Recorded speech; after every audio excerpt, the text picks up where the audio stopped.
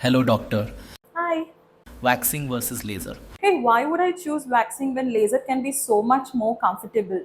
Waxing can really worsen your strawberry skin appearance, whereas laser will actually work on it and it works on ingrown hair. Waxing makes your skin much more darker because of the heat and friction. Laser is much more safer that way. Whereas waxing you have to do like every 15 days, and with laser, our clients have reported that after 2 sessions, they don't see hair growth for a minimum of 1.5 to 2 months. So obviously laser. Which is more economical? Waxing, you have to spend anywhere, if you go, you have to spend anywhere between say 1,500 to 2,000 for full body, and this you do it for lifelong. So imagine you spending lakhs for the whole life on waxing with so much pain. Whereas laser is much more economical and it is more of a permanent thing.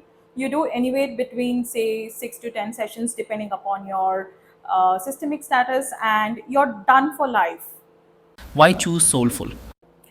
Why choose soulful is because, for example, see, I myself, when I go for any service, I would like to check the kind of machines being used or the authenticity of the machine and the origin of the machine, because I'm worried about my skin being burnt and etc.